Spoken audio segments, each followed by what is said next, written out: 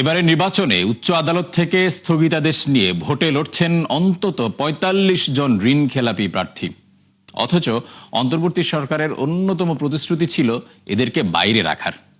অর্থ পরিশোধ না করেও সুযোগ পাওয়া এরকম ২২ জনের তথ্য এসেছে একাত্তরের হাতে, যাদের কাছে বিভিন্ন ব্যাংকের পাওনা ৭.৫ কোটি টাকা। এর মধ্যে বিএনপির ১২ ও স্বতন্ত্র ৮ জন। বিস্তারিত জানাচ্ছেন আব্দুল জাহের আনাস।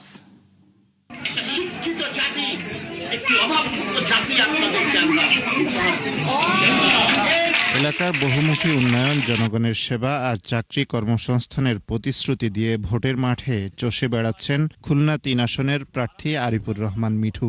নির্বাচনী লড়াইয়ে জিততে যিনি পার করছেন নির্ঘুম রাত আর পরিশ্রম করছেন ২৪ ঘন্টা, অথচ জনগণের মন জয় করার আশ্বাসের আড়ালে তিনি একজন ঋণ খেলাপি। অর্থাৎ সময়মতো পরিশোধ করেননি বিভিন্ন ব্যাংকের ২০২০ কোটি টাকা, যা দেশের আইনে শাস্তিযোগ্য অপরাধ। অথচ তারপরও জনপ্রতিনিধি হওয়ার লড়াইয়ে এই সুযোগ তিনি পেয়েছেন উচ্চ আদালতের কৃপায়।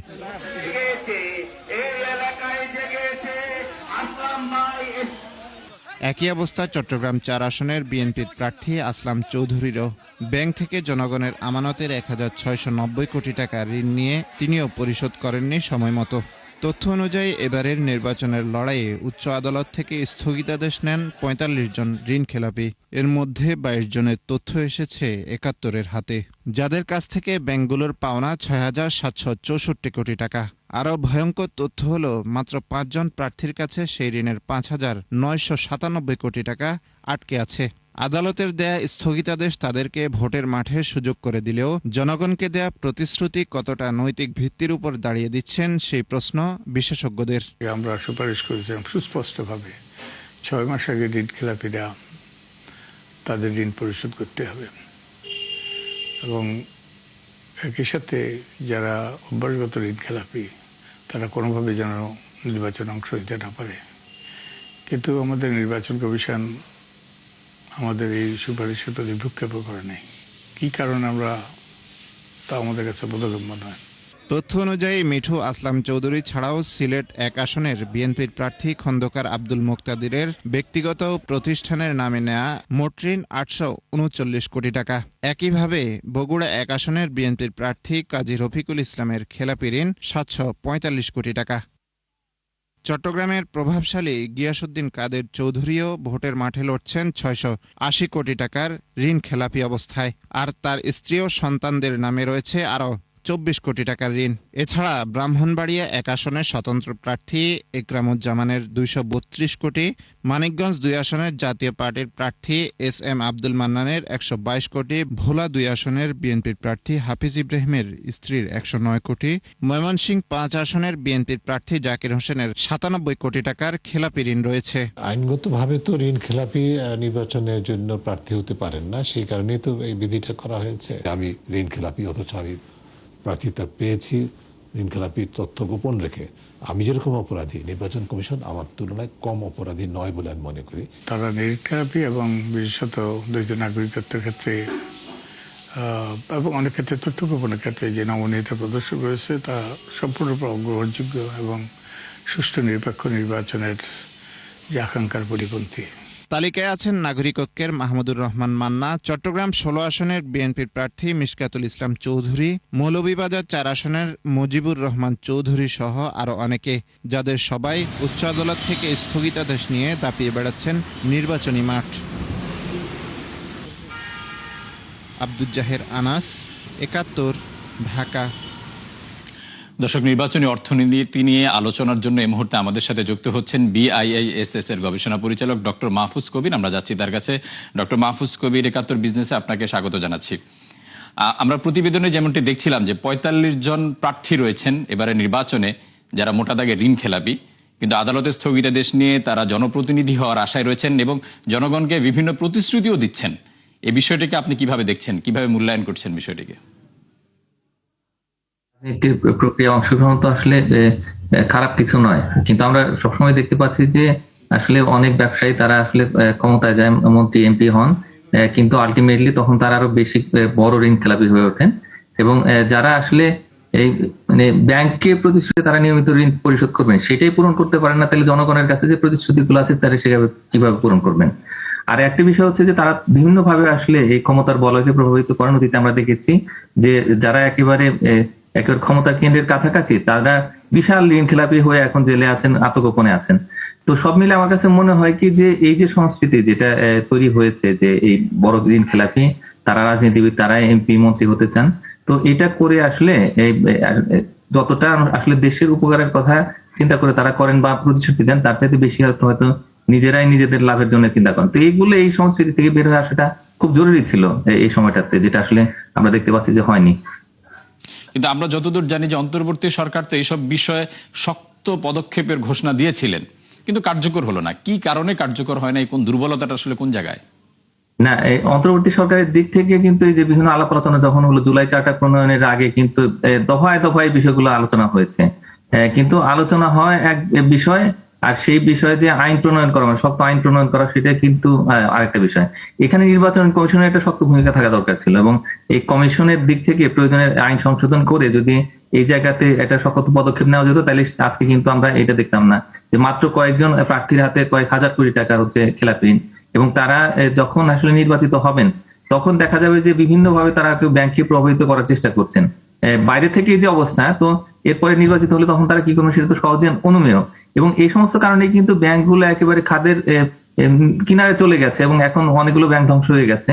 তো আমার মনে হয় কি যে এই জায়গাটাতে এখন হয়তো খুব একটা সুযোগ নেই, তার কারণ যেহেতু উচ্চ আদালতের একটা স্টে অর্ডার আছেন, তো সুতরাং এখন আমার মনে হয় কি যে তাদের কাছ থেকে আসলে ডক্টর কবির, আরেকটি বিষয় জানতে চাই, সেটা হচ্ছে যাদের শক্ত পদক্ষেপ নেওয়ার কথা ছিল তারা কিছুটা নমনীয় হচ্ছেন, বিষয়টা এভাবে দেখা যাচ্ছে। যদি তাহলে এই ধরনের চর্চাগুলো স্বচ্ছতা, জবাবদিহিতার ক্ষেত্রে কতটা যৌক্তিক বা কতটা যুক্তিসঙ্গত? তো এই জায়গায় তো আমরা পরিষ্কার দেখতে পাচ্ছি যে অনেকে হয়তো গোপন করেছিলেন এই খেলাপির তথ্য, তো সেগুলো তো বের হয়ে আসছে, সেগুলো আমরা কিছু জায়গাতে দেখলাম। তবে এই জায়গাতে আদালতের আমার মনে হয় কি যে এতটা নমনীয় হওয়াটা ঠিক হয়নি। আর একই সঙ্গে যে যখন প্রার্থী বাছাই করা হলো, তো সেই সময়ে আসলে ভালো করে দেখা দরকার ছিল যে তারা আসলে খেলাপি কিনা বা কতটুকু খেলাপি।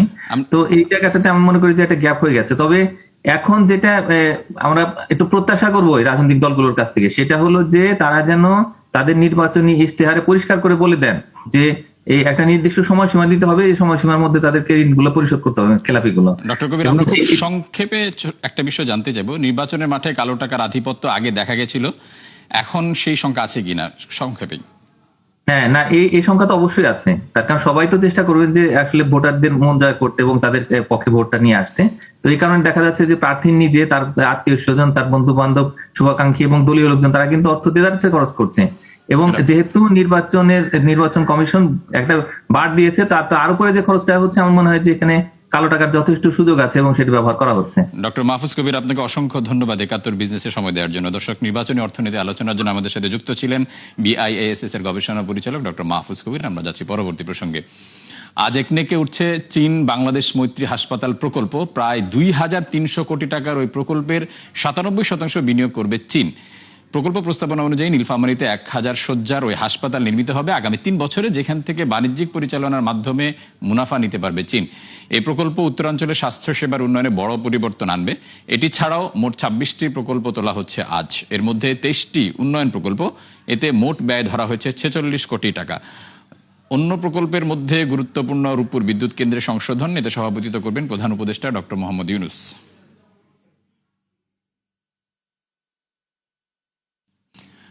দর্শক, আন্তর্জাতিক কাস্টমস দিবস উপলক্ষে প্রেস ব্রিফিং এর আয়োজন করেছে জাতীয় রাজস্ব বোর্ড NBR। এই মুহূর্তে সেখানে রয়েছেন আমাদের সহকর্মী মইনুল হাসান। আমরা যাচ্ছি তার কাছে।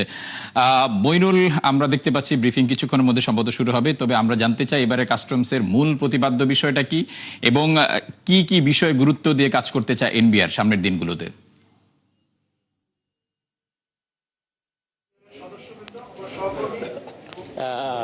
ফারুক, আপনাকে প্রথমে ধন্যবাদ যে আগামীকাল বিশ্ব কাস্টমস দিবস। এই বিশ্ব কাস্টমস দিবস উপলক্ষে এনবিআর কিন্তু আজকে একটি সংবাদ সম্মেলন আয়োজন করেছে, যেখানে সেই প্রোগ্রামটি 12টায় শুরু হওয়ার কথা থাকলেও এখন 12:30 পেরিয়ে গেলে সেই প্রোগ্রাম শুরু হয়নি। তবে কাস্টমস দিবস ঘিরে কাস্টমস বিভাগের কি ধরনের করণীয় হবে, তারা কি রেভিনিউ কালেকশন থেকে শুরু করে হয়রানি যে বিভিন্ন ধরনের অভিযোগ দিয়েছেন ব্যবসায়ীরা সবসময় দিয়ে আসেন যে কাস্টমস ক্লিয়ারেন্সের ক্ষেত্রে ধরনের অভিযোগ পেয়ে থাকেন, পণ্য খালাস যে ত্রুটি, এগুলো নিয়েই হয়তো তারা একটা আউটলাইন দেবেন এবং সেই বিষয়গুলোকে সামনে রেখেই আগামীকালকে কিন্তু কাস্টমস দিবস উদযাপন করা হবে। সেখানে আব্দুর রহমান খান এনবিআর চেয়ারম্যান উনি থাকবেন, নাজমা মোবারক থাকবেন বাণিজ্য অর্থ সচিব, এবং অর্থ উপদেষ্টা সালেউদ্দিন আহমেদ সহ বিভিন্ন ধরনের সরকারি কর্মকর্তা এবং অর্থ বিভাগের কর্মকর্তা এবং এনবিআর কর্মকর্তারা উপস্থিত থাকবেন। তবে আমরা দেখেছি যে গত 6 মাসের যে অর্থাৎ এই চলতি অর্থ বছরের প্রথম 6 মাসে এনবিআর এর যে রাজস্ব আদায় সেখানে 46,000 কোটি টাকা ঘাটতি রয়ে গেছে। সেক্ষেত্রে কাস্টমস ডিপার্টমেন্ট থেকে আমরা দেখেছি যে 65,000 কোটি টাকা লক্ষ্যমাত্রার বিপরীতে এই সময় আদায় করতে পেরেছে 52,000 কোটি টাকা, অর্থাৎ সেখানেও কিন্তু প্রায় 13,000 কোটি টাকার মতো ঘাটতি রয়ে গেছে। সরকারের যে রাজস্ব আদায়ের অন্যতম 3টি খাত, একটি হচ্ছে কাস্টমস, একটি হচ্ছে ভিএটি ভ্যাট, আরেকটি হচ্ছে আয়কর। আমরা আয়কর থেকেও দেখেছি যে সবচেয়ে বেশি কিন্তু রেভিনিউ যে ঘাটতি সেটা রয়ে গেছে গত 6 মাসে। সবকিছু মিলে আগামী কালকে এই বিশ্ব কাস্টমস দিবসের অনুষ্ঠানে এই সব বিষয় নিয়ে হয়তো আলোচনা হবে এবং সেখানে পেপার উপস্থাপনও করা হবে যে কিভাবে রেভিনিউ, বিশেষ করে কাস্টমসের রেভিনিউ কোন কোন খাত থেকে আদায় করা হয়। সময় স্বল্পতা, আমরা আপনাকে থামাতে হচ্ছে। আপনাকে অসংখ্য ধন্যবাদ আমাদের সাথে যুক্ত হওয়ার জন্য। এবার কানাডার পণ্যে 100% শুল্ক আরোপের হুমকি দিয়েছেন মার্কিন প্রেসিডেন্ট ডোনাল্ড ট্রাম্প। ট্রুথ সোশ্যালে দেয়া পোস্টে ট্রাম্প জানান, কানাডা যদি চীনের সঙ্গে চুক্তি করে তাহলে কানাডার পণ্যে তাৎক্ষণিক 100% শুল্ক আরোপ করা হবে। গেল সপ্তাহে সুইজারল্যান্ডের দাভোসে বিশ্ব অর্থনৈতিক ফোরামে এক বক্তৃতায় বিশ্বের বৃহৎ শক্তিগুলোর সমালোচনা করেন কানাডার প্রধানমন্ত্রী মার্ক কার্নি। এর জেরে ট্রাম্প ও কানাডার প্রধানমন্ত্রীর মধ্যে উত্তেজনা বৃদ্ধি পায়। সম্প্রতি চীনা প্রেসিডেন্ট শি জিনপিং এর সঙ্গে সাক্ষাৎ করেন মার্ক কার্নি। বৈঠক শেষে তারা জানান দুই দেশ একটি বাণিজ্য চুক্তিতে পৌঁছেছেন, যার মধ্যে বৈদ্যুতিক গাড়িও আছে। দর্শক, এ ছিল ৭১ বিজনেসের এখনকার আয়োজনে। সরাসরি সংবাদ অনুষ্ঠান দেখতে চোখ রাখুন ৭১ ফেসবুক পেজ এবং সাবস্ক্রাইব করুন ৭১ ইউটিউব চ্যানেলে। থাকুন ৭১-এর সাথে।